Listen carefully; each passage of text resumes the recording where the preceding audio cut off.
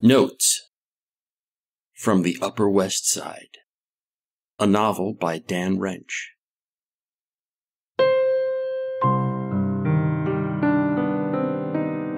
Chapter 122, The Master Builder.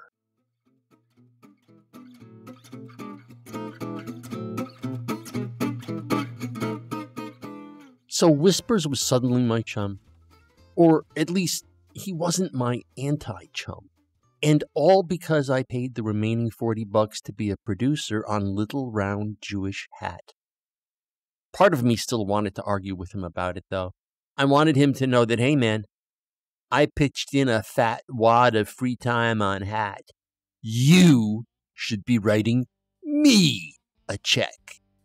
And I wanted him to know it good and hard. But I settled for his big redneck in the city smile.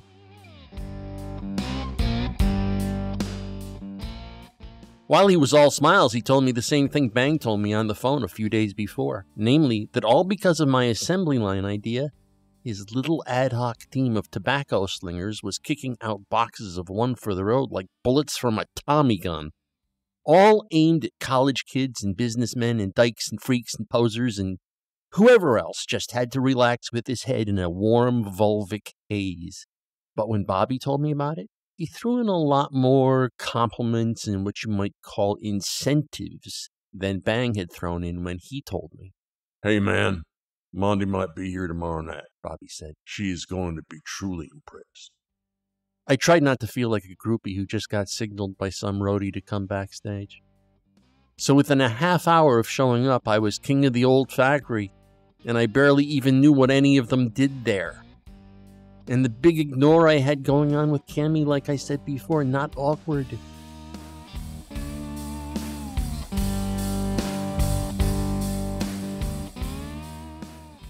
I did kind of feel sorry for her just working away there in her little corner, not as busy or connected or well thought of as me.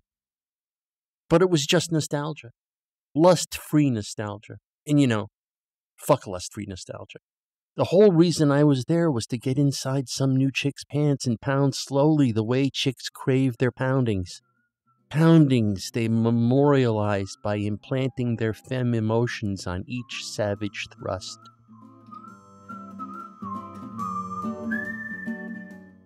That would be a harder task. See, getting into a big ignore with the used-up babe is easy. But now I had to break the ice with someone new and take it to the savage thrust level. I figured it out. Well, I thought I figured it out. That is, how I was going to break the ice with Cynthia, or maybe Mallory, or maybe both. I have a history with Cynthia, I thought. I have that going for me. A history. Maybe I should have thought a little bit more about the exact nature of the history I had with Cynthia, and that it probably wasn't something I could build on without some tour de force liarship. Liarship so daring it could make circus crowds gasp. But Captain Think, whose only job really is to keep an eye on complications like this, wasn't paying any attention to the specifics of my history with Cynthia or my very brief history with Mallory. So I just thought, we have a history. And that idea just sat there like a petri dish wet with something sneezed out of an old man's face.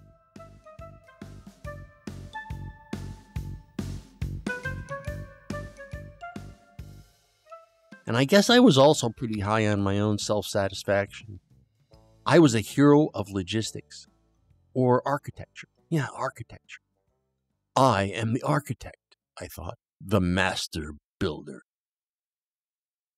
I was feeling like everyone sort of admired me, so I assumed Cynthia would admire me too, and would want to break the ice with me, and that it was great for her that we, well, had a history that could help her out with that. And what about ripped Fonda?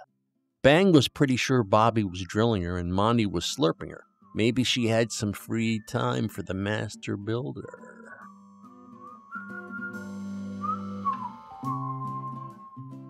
I decided to give Captain Think the assignment of coming up with a Fonda strategy. I noticed there was an empty chair next to Cammy at the workbench. She was putting a baggie of cunt tobacco in a box. There was a chick standing about 2 feet away from her holding another baggie. This chick, she saw me watching them and turned around. "You want to get in here?" she asked. Whoa. It was the assistant director dyke from Little Round Jewish Hat. I was startled. From the back, she was completely disguised. She was wearing a skirt, and her hair was big and reddish blonde instead of smushed down under a bandana like it was for those 3 days on the set. She gave me a big grin. "It's me, Roz," she said, "the AD." "Wow," I said. We shook hands like it was the Marine Corps and she'd just stepped out of a chopper with the rotors still churning. "You're helping out down here, huh?" "Nah," she said. "This is my freaking day job. Working around here with Bobby and Fonda and Jan sometimes. No way I'm slaving off extra hours. When my shift ends, I blow."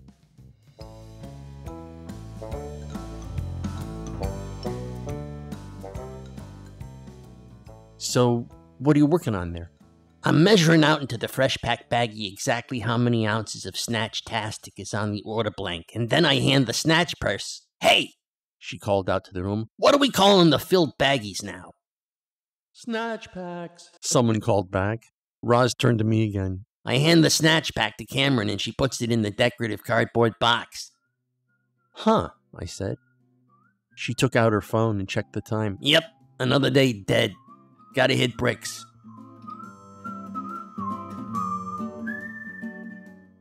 "So, I guess I'll see you around?" "Hey, you want to take over for me here? I'm gonna tell Bobby I'm coming in late tomorrow. Dentist." Not sure why I needed to know that about the dentist, but okay, she has teeth. Roz handed me her stuff and gave me a big smile and split. Now I was handing baggies to Cammy.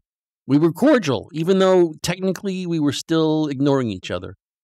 I was busy throwing in contributions to the banter Bang was having with Fonda and Janet and that guy I told you about named Squire. "Hey, leave the kid alone," I said. "If you called me Squirt, I'd clear your sinuses with a broom handle." Bang thought that was funny, so he riffed on the subject of sinuses and broom handles for about 5 minutes. Fucking comics. Seriously, sinuses and broom handles.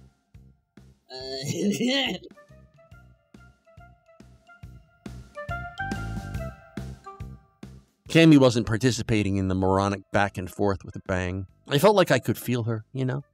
It was like she was sitting there waiting for something to happen between us, and she wanted to be ready for my inevitable savoir-faire.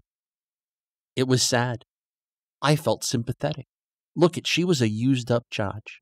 Worse, a chotch used up by a pile of guys, including a preposterous wannabe stage director who laughed like a crow. But I thought I should be a decent human being and include her in some friendly conversation. I tried to be decent, like I said, and took a break from bantering with Bang and the gang. "Nice hair," I said to Cammy kind of low. Seriously, that was the best I could come up with. She didn't move or say anything. I don't think she heard me. I leaned in closer to her. "Nice hair," I said. She stood up and stepped back a little and turned around and looked not quite at me, but seemed to glance at the piece of table in front of me and said, "Oh, thanks," and then sat down again and jammed a bag into a box. And I thought, what a spaz.